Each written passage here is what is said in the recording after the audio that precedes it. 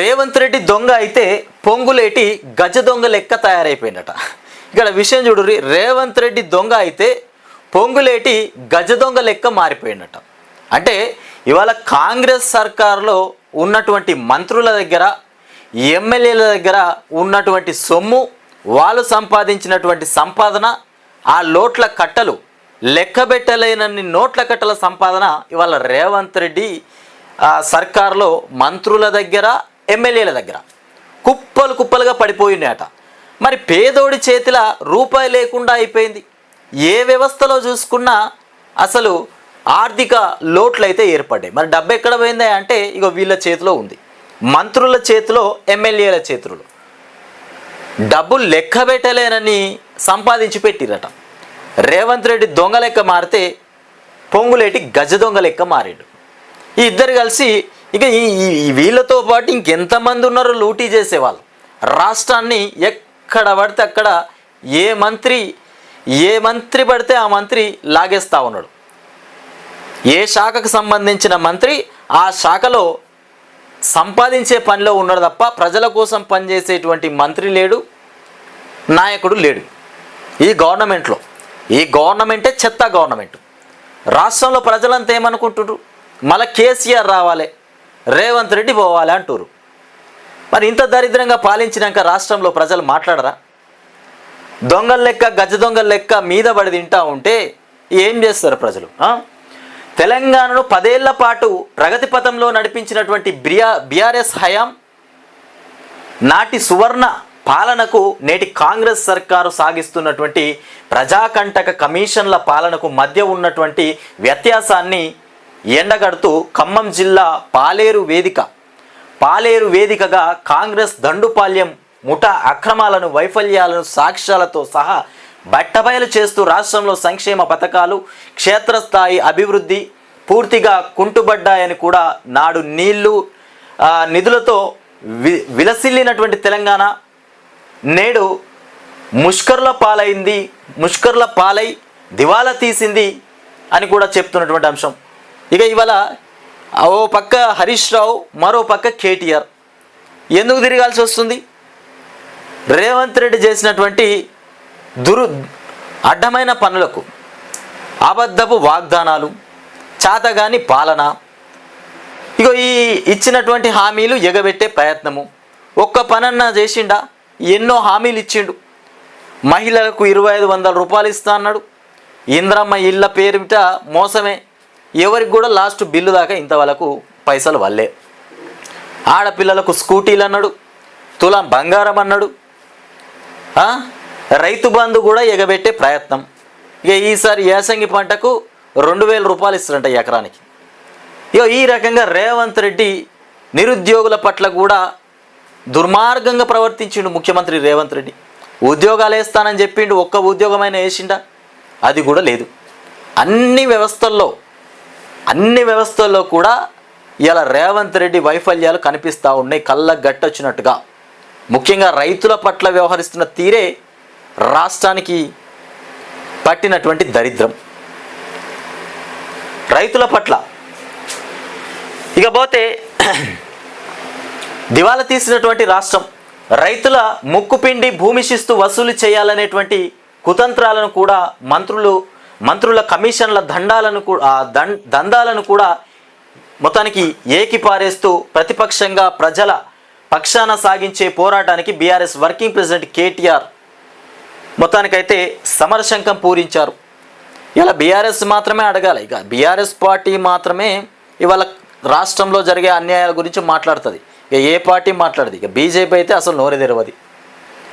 ఏమున్నా కేసీఆరే మాట్లాడాలి, బీఆర్ఎస్ పార్టీలో ఉన్న కేటీఆర్ లేదా హరీష్ రావా వీళ్ళు మాత్రమే మాట్లాడాలి. ఎందుకంటే ఇలా రేవంత్ రెడ్డి రాష్ట్రాన్ని తీసుకురాలే, బీజేపీ వాళ్ళు కూడా తీసుకురాలే. కష్టపడి తెచ్చింది కేసీఆర్తో పాటు రాష్ట్ర ప్రజలు ముందుండి మొత్తానికైతే రాష్ట్రాన్ని సాధించినాం. మనం అందరం ముందుండే ఇలా రాష్ట్రాన్ని సాధించుకున్నాం. రేవంత్ దొంగ అయితే పొంగులేటి గజ దొంగ లెక్క మారిపోయిండు. నోట్లు లెక్క పెట్టే పేషీన్లు కూడా అలసిపోయేలా సంపాదించారు.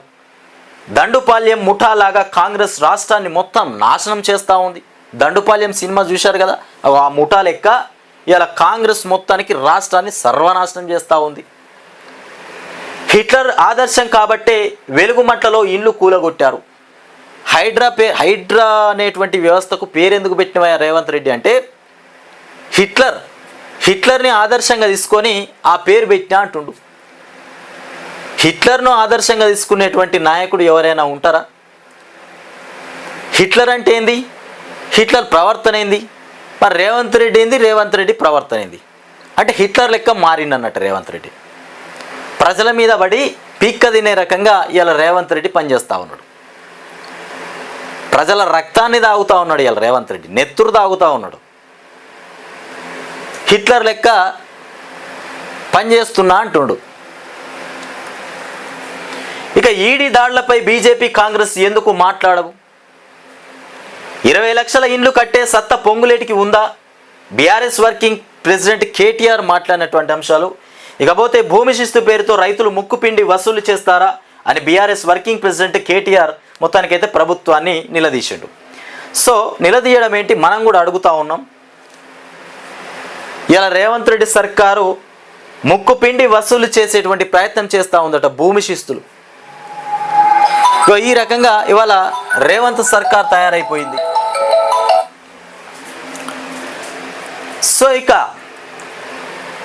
పాలేరు నియోజకవర్గం వెంకటగిరిలోని ఎస్ఐఆర్ శిక్షణ సమావేశంలో ఆయన మాట్లాడుతూ గతంలో కాంగ్రెస్ రైతుల నుంచి పీల్చి పిండుతున్నటువంటి భూమి శిస్తును కూడా కేసీఆర్ రద్దు చేస్తే ఈ కాంగ్రెస్ పార్టీ మళ్ళీ శిస్తు పెట్టే రైతులను కూడా వేధించేందుకు రెడీ అయిపోయిందట.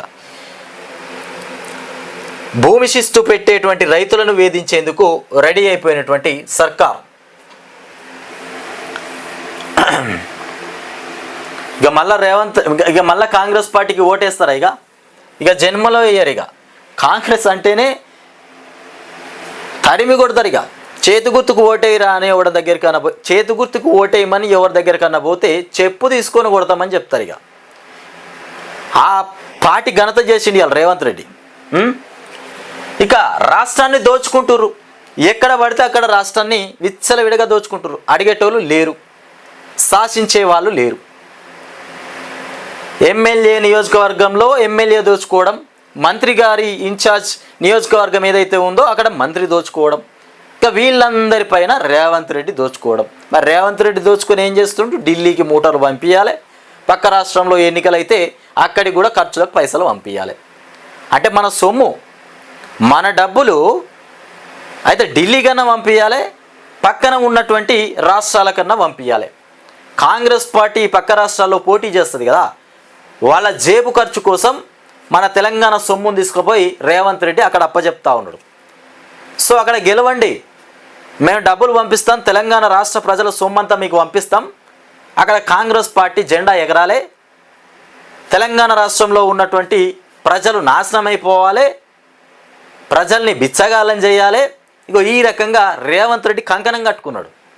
మన పైసలన్నీ మనకు పనిచేస్తలేవు, మన డబ్బులు మనకు పనిచేస్తలేవు, మరి ఎవరికి పనిచేస్తున్నాయంటే పక్క రాష్ట్రానికి ఢిల్లీకి పోతూ ఉన్నాయి. వెలుగుమట్లలో ఇండ్లు కూలగొట్టిండ్రు. మంత్రులు ముగ్గురు కూడా మోసగాళ్ళే. ఒకే ఒక జిల్లాలో ముగ్గురు మంత్రులు, ఆ ముగ్గురు మంత్రులు మోసగాళ్ళే. ఈడీ దాడులపైన బీజేపీ కాంగ్రెస్ ఎందుకు మాట్లాడవు? కలిసికట్టుగా పనిచేస్తున్నాయి కాబట్టి. 20 లక్షల ఇండ్లు కట్టే సత్తా పొంగులేటికి ఉందా? ఉన్న వాటికే బిల్లు ఇచ్చే సత్తా లేదు. 20 లక్షల ఇండ్లు కడతారు, 20 లక్షల ఇండ్లు కట్టేటువంటి సత్తా ఉందా? పొంగులేటి అన్నాడంట 20 లక్షల ఇండ్లు కడతానని చెప్పిండట. మొన్నటిదాకా కట్టిన ఇందిరమ్మ ఇళ్ళకే పూర్తి బిల్లు ఇంకా రాలే. ఒకరికి 3 లక్షలు పడ్డాయి, ఒకరికి 4 పడ్డాయి. 4 లాస్ట్, ఇంకా 5 లక్షలు పడ్డాయి. అంటే ఇంతవరకు ఎవరికి బల్లే. 20 లక్షల ఇండ్లు కడతారంట. ఉన్నాయి పట్టిన ఇండ్లకే బిల్లు సక్కంగా లేదు, ఇంకా కొత్త ఇండ్లు ఏం కడతారు వీళ్ళు? మూటే ముళ్ళ చదురుకొని పోవాల్సిందే. ఇక మూటా ముళ్ళ చదురుకొని పక్కకు పోవాల్సిందే. ఇక జాతరలోనూ కమిషన్ల కుమ్ములాట. ఇక మరీ దరిద్రం ఇది. రాష్ట్రం మీద ఉన్నటువంటి అన్ని వ్యవస్థల్లో కుమ్ములాట అంటే జాతరలోనూ కూడా కమిషన్ల కుమ్ములాటనట. కాంగ్రెస్ మంత్రులు కమిషన్ల కోసం ఎంతకైనా దిగజారుతారని కేటీఆర్ ఆరోపించారు. ములుగు జిల్లాలో పొంగులేటి 1000 కోట్లు ఇసుక దందా కోసం స్కెచ్ వేశాడు. చివరికి సమ్మక్క సారక్క జాతరల టెండర్లను కూడా పొంగులేటి వదిలిపెట్టలేదు. సమ్మక్క సారక్క జాతరలో కూడా కమిషన్ల కుమ్ములాట కోసం మంత్రులు కొట్లాడుకున్నారు అని పేర్కొన్నారు.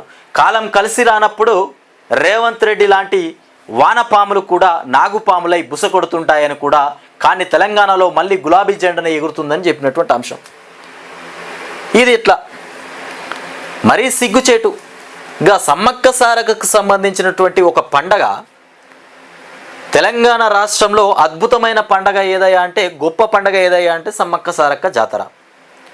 దేశంలోనే తెలంగాణ రాష్ట్రాన్ని ఆదర్శంగా చూసేటువంటి జాతర.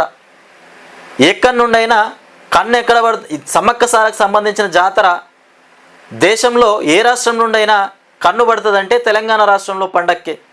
అట్లాంటి తెలంగాణ రాష్ట్రంలో సమ్మక్క సారక్క జాతరకు పండగకు సంబంధించి కూడా టెండర్ల విషయంలో కూడా కమిషన్లు గుంజుకునేటువంటి ప్రయత్నం. మరి ఎవరికి కమిషన్ ఎంత వస్తుంది, ఎవరికి ఇవ్వాలి, ఇట్లాంటి ఆలోచన చేసిందంట. జాతర మీద కూడా డబ్బులు సంపాదించిన తర్వాత మీరు ఎందుకు ఇంకా పాలించి